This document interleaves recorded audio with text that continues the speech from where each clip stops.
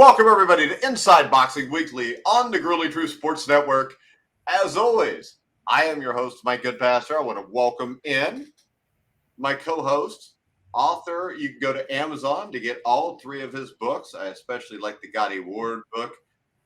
What was that called again, John? Intimate Warfare. We also had Blood on My Notebook and a few more rounds. So make sure you check out all of John Raspanti's books on Amazon. How you doing, John? Doing great, Mike. Thanks. Always a pleasure. And we are going to get to talk about what I think is going to be a very interesting fight. One of the fights of the year up there with Crawford and Spence. We get them both in the same week, basically. Of course, I'll have to wake my butt up at 5 o'clock in the morning to watch it. You'll have to stay up till 2. But I think you and Dove are usually just coming in from a night on the town at 2 in the morning anyways, right, John? Oh, sure. I'm in bed by 10:15 every night. So I'm going to have to get up and watch it too tomorrow morning. So, yeah, same deal. Man, it's the good thing about being older and going to bed early. You can get up at 5 o'clock the next morning, and it's no big deal. All right. I want to remind everybody, if you want to bet on this fight, go check out BetMGM. Check out the link to the description of the video down below. Make sure you follow us on Twitter at Grueling Truth. So we've got Inoue versus Fulton. We're going to preview and predict that. Then we're going to finish the show up by remembering Alexis Arguello. And then later on this week, we will have a Crawford-Spence preview, and we will recap the Inoue-Fulton fight. But Inoue-Fulton, John, Inoue is a guy who, outside of the one fight against Benito Donaire, hasn't really been tested a lot. He's moving up in weight again, up to 118, I believe it is, from 115. Is this a bridge too far? Because at some point, it's going to be too far probably. And to me, Fulton is a guy stylistically who could give Inoue a lot of trouble. Could be. That's why it's such a compelling fight. I mean, he started at 108 pounds, which, he's moving up 14 pounds. So that's a big jump. I don't know. Every time I've watched Inoue, I thought that he really is damn good. And his punches are straight and everything, but I've only seen Fulton a couple of times, and when he really impressed me was against Figueroa, and that's why I think the fight is tough for both of them. Is that if he fights like he did against Figueroa, then that gives Inoue more chances to clip him with a punch that, if he brings the power up, we're not sure. I kind of think he will, maybe not to the same destructive way that he has in the past, but he's a gritty Philadelphia. Those Philadelphia fighters, Mike, they're tough as nails, so. I'm expecting him to try to be smart and outbox him. He's the bigger guy, keep him on the jab because he's really good at controlling distances. So in that respect, this is really going to be a big time challenge for the monster, and I think he knows it. From what I read, he said all the right things. So it's going to be who can adapt and who can beat the other guy to the punch and who can take the other guy's punch. Fulton's only got 8 knockouts, but we don't really know. Inoue was clipped by Donaire. Didn't seem to bother him. His face got messed up the first fight, but we'll see. If Inoue catches Fulton early and he hurts him, that could be it. Yeah, and I think when we look at this fight, the betting odds right now, they heavily favor Inoue. Right now, what I'm seeing is minus 370. Fulton's getting plus 275, almost a 3-1 fight. I think those odds are way too long in this fight. I think more like 7-5, maybe even 2-1, but almost 3-1 to me is way too much on this fight. Absolutely agree. I put that in an article I wrote for the Grueling Truth. I don't get why it's like Fulton's not getting any respect, and in a sense he's not. Even the comments online that I've seen on social media, it's like Inoue will blow right past him. I mean, maybe anything's possible, but Fulton is a tough, gritty dude and a really good boxer. So 3-1 is way too high. I put the same thing. I thought 2-1, 7-5 was closer. Inoue has to be the favorite for other reasons too. The fact that what he's done, the fact that he's fighting at home, which is unfortunately always a factor in some sports. So there's a lot of mountains for Fulton to climb to win this one, but he can do it. Yeah, and when you look at it, to me, the big difference is that I think Fulton is a very good to excellent fighter. I think Inoue is a great fighter. So does the weight difference make that big of a difference? I mean, Stephen Fulton defended his WBC, WBO titles. He had a dominant performance against Daniel Roman. I think that was a year ago, 2022. And I mean, he's got to leave the United States. He's got to go to Japan to fight in front of a hostile crowd. We don't know how he deals with that either. But my biggest concern with Fulton is this. Inoue, to me, is not just a clubber. I mean, he has some nuance to the way he fights. He has some defensive abilities. He goes to the body well. But my question with Fulton is this. When I look at the styles, I almost want to just bet Fulton and take the plus 275 or plus 300. But lack of power with Fulton worries me a little bit because Inoue, I think, takes a decent shot. I know this guy's a few pounds heavier than anybody else he's fought. But I don't know if Fulton's got the power to keep Inoue honest here. Yeah, exactly. And 8 knockouts isn't anything to write home about. And then the other thing is that I saw with Inoue is that when he fought Butler, he didn't exactly cut the ring off. He chased him around. Yeah. Right? He chased him around, but Butler really didn't want to engage. I think Fulton can engage and be effective. So that changes the factors a little bit too. Inoue's going to have to cut the ring off better against Fulton if he wants to corner him and get some good work done, because he might be getting hit more than he's ever been hit, and he has to do some damage at some point. So, Fulton, his lack of power is a concern, but his toughness and his intelligence are definitely factors for him that he can utilize in there against a guy like Inoue, who's also intelligent. The other thing Mike do that's really impressive about Inoue is he throws really straight punches. He doesn't have any of these big looping shots, like some guys. They're textbook shots. So Fulton's really got to be ready for that, and I'm sure he is. That's the thing that makes the fight really intriguing too. Is you got 2 smart guys, 2 really talented guys, and I agree. Inoue is probably a great fighter. Fulton is extremely good. So this is could go either way very easily. Yeah, and I think the best bet on this fight, I think I've just found. And the best bet to me on this fight is to take Inoue plus 225 to win a decision. Because to me, I do think it's kind of a toss-up fight. I also realize with the fight being in Japan, you may get a little bit of home cooking there, just a little bit maybe, John. We've seen that. I think I've seen it a couple times in the 54 years I've watched boxing. So only a couple? You've got that also. And I think this puts it away on a whole new stratosphere if he was to knock out Fulton within 5 or 6 rounds. Oh, for sure. I think if he did that, John, I think you could make the case that he's the best fighter pound for pound in the world. If he does that, and there are some people that think he's going to do it. That would be because I've been thinking decision too, and would be my eyes if he does that. I would be surprised, but then I wouldn't be that shocked, only because he does things that surprise me. He's done things in other fights that have surprised me. Now against this competition, though, that would really be kind of a wower if he did it. So I would be more than it would surprise me if he did it within the first 6 rounds. I would not be surprised if he stopped him in the 8th, 9th, or 10th, something like that. Well, that's what I was thinking when I was first thinking about this fight, that if he stops him, it's going to be later. But where he wears him down, he gets to his body and takes a little bit out of him. The question is too, will he come out fast? Will he really try to go after Fulton right away, or we kind of wait and see what Fulton's going to do in situations? That's what he's probably thinking about right now. And again, the first round is going to probably the first 3 or 4 rounds are going to tell us a lot of what's going to happen later in the fight. Yeah, and to me, if I had to compare this to a fight, I don't know, maybe a little Timothy Bradley, Manny Pacquiao, where you had the controlled boxer who didn't really have a huge punch. But I think all those fights were lost by Bradley because Pacquiao did just enough. So my question is this. For Fulton to win a decision, he's going to have to throw enough punches, which is going to put him in harm's way. Because he's not going to be able to have a stinker here and get the decision, I don't think, in Japan. No, I really think, and this is going to sound terribly cynical, I know you're going to be surprised, Mike, but I think that the aggressive approach of Inoue, just chasing, even if Fulton is effective at times, will be enough for the judges to give him the round, even if Fulton hits him with 3 or 4 punches, because they'll say he's being the aggressor, he's making the fight. And you can make that argument, but if you're making the fight and getting hit 10 times and you're landing 1, you're not winning the round, in my opinion. But I think in Japan, it would be more he's the aggressor, he's fighting hard, he's pushing, he's doing all that, and that would be enough, and that could be enough for he gets a close decision, and everybody will be arguing about it later because Fulton might end up landing more punches. We've seen that. Guy ends up landing 50, 60 more punches and loses the decision according to the stats, which are always a little this way. But you see it with your naked eye and go, wait a minute.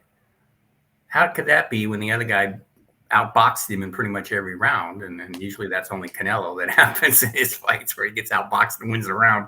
Yeah. So, yeah, I mean, I don't know. He doesn't win the round. He gets given the round. He gets given the round, right. He gets it even no matter what. He just shows up and he gets the round. So I just hope it isn't like that. I always have the same thing. I hope it isn't controversial. I hope it's clear cut. And that the only way that probably happens is if it's a knockout. But, if there's a handful of fights on any given weekend, and at least one fight, there's going to be a decision that is at least disputable. Maybe not a robbery, but at least disputable. We saw that this past weekend. But once again, Inoue's average fight time is 5.75 rounds per fight. If he has to chase a bigger, younger, stronger Fulton, do you think that could come into play? I mean, but I know Inoue's power carries late because he stopped Butler in the 11th round. But I think this could be a different beast with a bigger, stronger guy who has really good boxing skills. I mean, if he is stronger, I don't know. I saw the weigh-in pictures. Inoue looks cut. He looks ready. Fulton obviously does. He looks even more comfortable in a way at 122. It just depends on how his body can handle it. These are little tiny jockeys, these guys. So we'll see. Don't say that, John. That'll get you in trouble. I know that from like 5 years ago when it got me in trouble. So from the Jockey Union Association? Or? Yes, I think it was the JUA. Oh my gosh. What they call it. Yeah. Oh, so they're upset. What are they actually? Oh, it was all right because then I had Lafitte Pinkai on to talk horse racing like a month later. Okay, so everybody shut up. Great, but they're small guys, so and moving up like that sometimes. But even that happens with bigger guys sometimes. So there's no that. And again, that's what makes this fight compelling. You have to give it in a way too. He's going for the gold here. He's testing himself, and nowadays in boxing, Mike, we don't get that very much. So it's very refreshing. And the way Fulton is saying, look, I wanted this fight. I'll go there and fight him. That's also refreshing. So you got to give. Well, let's face it. At 122, if you're not going to Japan to fight Inoue, you're not making any money. Well, yeah, but a lot of guys didn't want to do it. So I know. He never lost. And a lot of guys are very protective of their never losing nowadays. That's overrated too. So you got to give it to him. Fulton is the gritty Philly guy. That's what I've been saying. He's Philadelphia all the way. So. You better not underestimate him. We're going to be in trouble in a way. Yeah, I would say this. When I look at the fight, I know our own Chris Carlson wrote a preview on the fight. He picks Fulton to win the fight by a majority decision. I think the way this fight goes is I think Fulton will control the early rounds.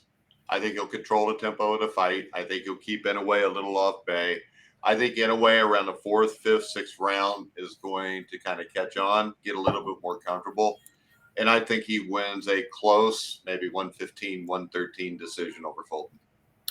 Yeah, I think that's pretty much what I'm thinking. And everyone will debate it. And a lot of people will say Fulton got robbed and because he'll be boxing effectively. And Inoue might land 2 punches and Fulton might land 5. But Inoue's 2 might have more effectiveness in a sense than Fulton's 5. So there'll be that debate about quality versus quantity and all that stuff. So I'm expecting that the people that have been writing that Inoue is just going to blow out Fulton, I have a hard time seeing it. But again, it could happen. So or Fulton could box his ears off and win a decision. But Fulton to win a decision over Inoue in Japan is going to have to dominate. That's unfortunately the way that I think it is with the A fighter and the B fighter. Yeah, I think Inoue in Japan is like Canelo. To beat Canelo, you have to win 9 out of 12 rounds. Yeah, and then you only get 7 judged for you. You'll win 115, 113, 114, 114, and 116, 112 is one guy will look like he may have actually watched the fight. Yeah, I hate that. I hate that about boxing. We always talk about you go back years. There were controversial decisions years ago. I'm sure there were. I don't remember them all, but not to this degree, Mike. Not to this degree. Yeah. All right, we're gonna go ahead. We're gonna go back in time and talk. The explosive thin man, Alexis Arguello, was a 3-division world champion. He was inducted into Boxing Hall of Fame in 1992. This was one of my favorite boxers of all time, John, because number one, I think he's pound for pound, one of the greatest boxers that ever lived. And number two, probably one of the better people that boxing has ever seen. Yeah, for sure. You know what pops into my mind right away is after he got beat by Aaron Pryor in fight one, he was on CBS, the CBS Sports Spectacular. I'm sure you remember that. And he's on the show, and he's only got half a mustache. And or no, maybe he shaved off all his mustache. But they're like, "Well, what happened to your mustache?" And he goes, "Well, I told my son if I lose this fight, I have to shave my mustache." And it was so humble and so amazing for a guy with all this ability and all this success to do that and be so supportive and complimentary of Aaron Pryor that he was incredible. He was fun to watch. You know, his fight with Boom Boom Mancini was a hell of a fight. Boom Boom really gave him.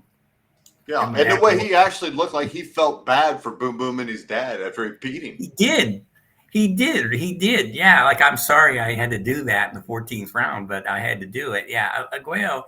And then the other fight, and I know you'll probably remember because you're younger than me, but his comeback fight, he was fighting the ex-champion out in New York City, I think his name was. I can see him, Billy Costello.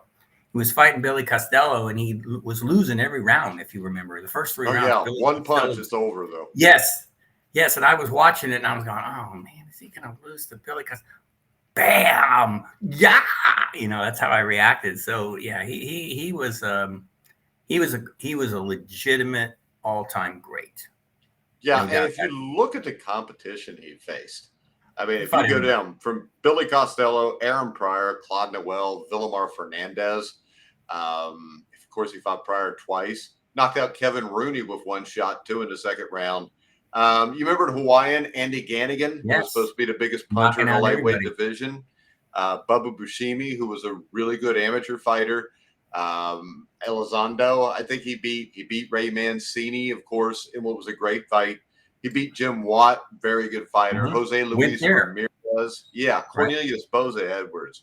Yeah. I'm going to read these off in a row. Bobby Chacon. Rolando Navarrete, Ruben Castillo, Bobby Chacon, Rafael Limon, or Bazooka Limon, Alfredo Escalera, which you had the bloody Battle of Bayonne, the first fight. The second fight was an outstanding fight, too, because Escalera is a guy also, I think, that doesn't get the credit that he deserves. The beating he put on Ray Tam. I mean, you go through this. There's a ton of guys here on this list that were big-time great fighters that he fought, or at least very good. I think Ruben Olivares, too. Did he fight Ruben Olivares? What am I thinking? Yes, he fought Olivares, I think, like later, 74, 75. 74. I think it was 74. Yeah, he fought Olivares. Yeah, and he knocked him out in, I think it was like the 13th round. Something like that. Yeah, and another heck of a fight. Yeah, he was fun to watch because he was a systematic fighter, the way I look at it. He did everything so textbook, and the way he would go to the body was just a thing of beauty. And then he was, again, what you said in the beginning when you introduced us, he's such a classy individual. What happened to him later, I don't know if I understand exactly what happened, but nobody probably will ever. But as a boxer and as a person, everything that he did in the ring was high class, kind of like Carlos Palomino, always was in boxing, just total class all the way. And you said this a few days ago. I'm not going to take credit for this. You said that in a sense, I think you implied that he was underappreciated. And I agree. I don't think people talk about Alexis Arguello nearly as much as they should, because he was in our day and years ago. I mean, he was you never missed him when he was fighting, and because he was so explosive, and then he could box. I mean, you're talking about just an all around great fighter. Period. Yeah, and he won titles at 3 divisions. He was almost the first man to win 4 when he lost to Aaron Pryor, which may have just been because of that damn bottle that the one that was mixed. The one that was mixed. Yeah, the one that was mixed. And I mean, the sad thing here is, I mean, the fights I would have always wanted to see would have been Arguello Sanchez or Arguello and Duran. And I believe Arguello beat Sanchez. I believe he may have beaten Duran too. Boy, Salvador Sanchez is another guy that you can't imagine him losing, because he barely supposedly beat Nelson, so he almost lost. That would have been a heck of a fight. Sanchez was more a boxer, but he was a slugger too, and when he had to be, he could brawl like he did to Danny Little, Red Lopez with 2 fights. So that would have been a real. But Arguello was better, I think. I agree with you. Duran, he certainly would have had the height and the reach. That one is, I don't know, 135 pounds. Duran was so tough to beat at 135, even though De Jesus did it. I don't know. That one would have been a toss-up fight too. It would have been great. It's too bad it didn't happen, because those are fights you wish you could have seen, because what would have happened with these two guys? Totally opposites in a lot of ways. Yeah, and if you remember his life, you also had the conflicts in his homeland. Yes. And I mean, he had to deal with that, and I think that started like late 70s, early 80s. And then, of course, as you alluded to, he died in July of 2009, apparently shooting himself through the heart in Managua. Yeah. The national police confirmed that death. Yeah. I really can't see a man like him giving up and killing himself. Yeah, it's the same argument that people have about Gotti. You know, him committing suicide with all the guts that was shown. You just have a hard time imagining somebody like doing that. Shoot yourself in the heart. I mean, I don't know. It's just things happen. People are more complicated than we realize sometimes. But I don't know. That was a shocker, and he lost a boatload. I think almost all his money when he was a president of Nicaragua, right? And he lost so much money trying to. Well, he was I think he was the vice mayor. Vice mayor of Nicaragua. Okay, so I know he lost a lot of money. Which was actually, I mean, I think in 2008 they found that there was a little vote rigging going on, which is why he won. But there was a lot of dirty stuff going on in his homeland for the last 100 years. Yeah. So when you look at it, though, you just look at the names he beat. I mean, Castillo, Chacon, Lamone, Escalera twice. He did have trouble with slick boxers. Sure. I know. I think Villamar Fernandez that beat him, who was a slick boxer. But then again, Fernandez as a slick boxer, I think he also gave Roberto Duran a tough time too, didn't he? Yeah, he did, and yeah, he did, and especially as Alexis got older, slicker boxers just because he got slower, you know, and they just box circles around. And that's what I alluded to Billy Costello. That's what he did until he caught him, and he was more of a plotter as he got older. But when he was younger, if you go back and watch films when he was younger, he'd never be the fastest guy in the world, but he was faster then. And that was how he was able to catch some of those guys and stop them. But there really is no debate about Alexis Arguello. If anybody ever says anything about him, about not being great or whatever, they just don't know what they're talking about. Because put it like this. I think he was one of the top 100 power punchers of all time. And I think he was one of the top 100 body punchers of all time. Oh, yeah, for sure. And I mean, he stopped so many guys. And there again, like we're talking about Inoue moving up in weight, he moved up in weight and did his thing. And he was one of those guys that I was lucky enough to see him, even though it didn't turn out well, second fight against Aaron Pryor. And I probably told this story, but I think I wrote about it, the complete differences of their training routines, where Aaron Pryor, Alexis Arguello was first, and he came in, no frills. He just came in. He looked like he was in his hotel robe. He came in, his hands were wrapped in his shadow box for a while and sparred like 10 rounds. And then he was gone. He was done in an hour. And then Aaron Pryor comes into Donna Summer's song, She Works Hard for the Money, and he's got about 30 people behind him as he's walking in. Screaming, what time is it? Oh, my God. You know the thing I remember most about that fight, and number one, I think it was shown on a Friday night. Yeah, too, I was which there. you don't see much anymore. A lot of them were during the week, but I remember watching it. Once again, it was on TV, which was like a regional network, and you could buy the fights like that for like 10 or 15 bucks. But I remember, the thing I most remember about that fight was watching Tony Danza jumping up and down every time our Alexis Arguello did anything positive. I mean, Tony Danza was shadow boxing in the crowd. Yeah. Well, because it's hard not to cheer for Alexis Arguello. It's impossible. Obviously, I'll be honest. I was pulling for him both fights. I wanted him to win. I didn't, after he got beat so brutally in the first fight and hit Aaron Pryor with everything with the kitchen sink and didn't stop him. I didn't think he had a chance, but he fought hard in the second fight. He was there. No, the second fight was a great fight too. Yeah. It wasn't as good as the first, because the first Pryor Arguello fight, I think since I've been alive, fights I've seen live, that might have been the greatest one. It's up there for me with Duran Leonard one also. Yeah, it was outside in Florida, right, in Miami, and Arguello had all the crowd, pretty much most of the crowd pulling for him. So it was dramatic, brutal, exciting, back and forth, controversial. It had everything. The second fight was more straight-laced, where Pryor eventually stopped him. I remember when he got knocked in. Yeah, I think the second fight was in Caesar's Palace. Yeah, that's where I was. That's where I saw him training. The first one was Miami, correct? Yeah. The Orange Bowl. Orange Bowl, that's right. Yeah. And the walkout fight, I think, was Roberto Duran after Arguello Pryor won. I think he fought Jimmy Batten. Yeah, I well, think that's how you say fighting it. those guys, And yeah. almost everybody left by the fourth round because it was one of those fights where Duran hadn't shown up yet. Yeah. So Which happened I quite a think bit later. Duran, I think, won a boring decision. But I mean, that'll tell you how far Duran had fallen because of the no moss and then the loss to Wilfred Benitez. And it's the other thing I tell people because everybody's always, well, Sugar Ray Leonard ducked Aaron Pryor. Please. Well, Myth. Aaron Pryor, I mean, Sugar Ray Leonard was retired by the time that fight's even a possibility because people forget Aaron Pryor was at 135. You know, Sugar Ray Leonard is at 147. And I'm sorry, Aaron Pryor was an all-time great fighter, but he is not on the level. Sugar Ray Leonard would have knocked him out within 5 rounds, I believe, because Pryor would have came at him hard. And even with his bottle, Sugar Ray Leonard was one of the biggest punchers I ever saw at the welterweight division. Yeah, and people forget that. They think he was a pretty boy that ran and boxed. Ask Tommy Hearns and Roberto Duran and all those guys if he could punch or not. Sugar Ray Leonard was, when he got you hurt, as Randy Shields told me years ago, he was meaner than any SOB you'd ever run. And he wanted to knock your head off. I mean, he was already feeling that way anyway, but he was the best finisher in boxing. Just check some of what he did to Donnie Lalonde later in his career. And the Lalonde one's the one that stands out to me. Man. When I interviewed Lalonde like 6-7 years ago. He was actually winning the fight against Leonard. I think on all 3 cards by a point. Yeah. And he said, it's the 9th round. I'm thinking, man, this dude don't even hit that hard. He said, the next thing you know, I'm waking up in the locker room and I've lost my belt.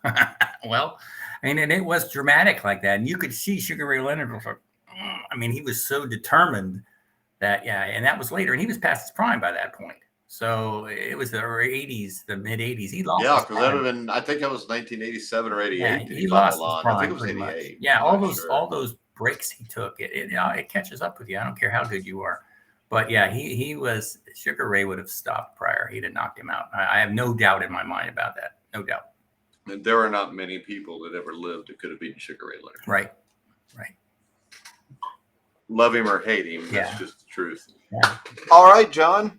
Anything else before we wrap it up? Well, no, I'm just glad that boxing finally has a couple of really good fights. I'm more excited about some of the ones coming up. You don't care about Joshua and White. I kind of do. I care just because I believe White might beat him. And I don't think White's any good, but I don't think Joshua's any good either. We got 2 heavyweight fights in August, which is rare. We got Dubois and Usyk, and that ought to be good for 3 or 4 rounds. And then Usyk will probably start teeing off on Dubois and stop him. I think it'll be a good fight until about the 7th or 8th round when Dubois is laying on the ground. Yeah, something like that. So we've got Usyk's going to wear his ass out. Yeah, he's just too smart. So we got some good stuff coming up, and of course this week is a dream for boxing fans with this fight tomorrow, and then Crawford and Spence on Saturday. It'll feel like a dream at 5 o'clock in the morning. Yeah. I don't know how I'm going to write about it. I don't even know where I am at 5 o'clock in the morning. The dog will get At least if you write about it right away, you'll get it out more than most. I may just write about it immediately after the fight and just put it up. Well, that would be the way to get the most reads. Yeah, that's what I'm thinking about. I don't know if I have that ambition anymore, Mike. So we'll see. You need a new Chicago Bears hat. That is that's not a new one, but I have 2 of them, and this one I've never worn this one on the show, so I thought you'd be impressed by this one. So. Yes, no. I'm very impressed by your Bears hat. Yeah. All right, guys. Well, hey. Maybe I will lose in a wild card game this year. Really? Well, I'm just kidding. I have no expectations. So. All right, John. All right, guys. We will be back. You Reds are doing good, Mike. I got to give it to you. Your Reds are doing really well. So they're proving that they're damn good. So there you go. About time. Yeah. Do you want to do the preview for Crawford Spence Thursday morning? Same time, same bat channel. Sure. All right, so we will go live for that one. This is recorded. We will go live at noon on Thursday to preview Terrence Crawford versus Errol Spence, a fight I never thought would happen. Yeah. Well, I thought it would, but I just thought it'd be like 3 years from now. Yeah, when they're 50 years old, yeah. Make sure you guys check out BetMGM, which is the best place for betting on the fights this weekend. I would still go plus 225, take the monster to win by decision. Also, listen to Mike. Like, subscribe, click the bell notification for us on YouTube. Make sure you subscribe to us on Spotify, iHeartRadio. We're on over 300 different platforms, video and audio. Go like our Facebook page. But for now, what's your dog's name again? Humphrey. For Humphrey, John Raspanti, I'm Mike Goodpaster. You've been watching and listening to The Grueling Truth, where the legends speak.